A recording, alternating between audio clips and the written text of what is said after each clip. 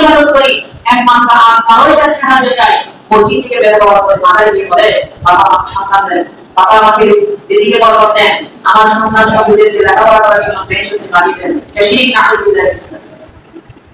সমাজের মধ্যে আল্লাহ তাআলা চাইতে হবে খুব সুন্দর ভাবে নম্র ভাষায় চাইতে হবে তাই আল্লাহ কোরআনে আমাকে বার্তা দিবে উদাহরণী আস্তাগফিরু লাকুম তোমরা আমাকে ডাকো আমি তোমাদের ডাক সাড়া দিব এরপর আমরা নিজের জন্য যা চাইবো আমাদের অপর বন্ধুর জন্য তাই চাইবো আল্লাহ নবী সাল্লাল্লাহু আলাইহি ওয়াসাল্লাম ইরশাদ করেছেন দুআউল মারই লিনাফসিহি মানুষ নিজের জন্য যা দোয়া করে অপরের জন্য তা চাইতে হবে কথা আল্লাহ কোরআনে দোয়া করেন এখন যদি শুধু নিজের জন্য চাই এটাকে বলা হয় স্বার্থপর আমরা স্বার্থপর হব না আমি নিজের জন্য এরপরে পরিবারের জন্য এরপরে সমাজের জন্য এরপরে দেশের জন্য এরপরে সারা পৃথিবীর মুসলমান সমস্ত মুসলমানদের জন্য দোয়া করব আল্লাহ রাব্বুল আলামিন আমাদেরকে আমল করার তৌফিক দান করুন আর সারা বিশ্বের যে দোয়া করে সবচেয়ে একটা শর্ত হচ্ছে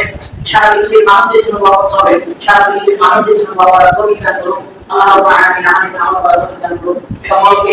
আল্লাহ রাব্বুল আলামিন যেভাবে দোয়া করতে বলেছেন আর রাসূল সাল্লাল্লাহু আলাইহি ওয়াসাল্লাম যেভাবে দোয়া করেছেন করতে বলেছেন ওইভাবে দোয়া করে আল্লাহর নৈকট্য হাসিল করার তৌফিক দান করুন আমাদের সবাইকে মুসলমান জীবন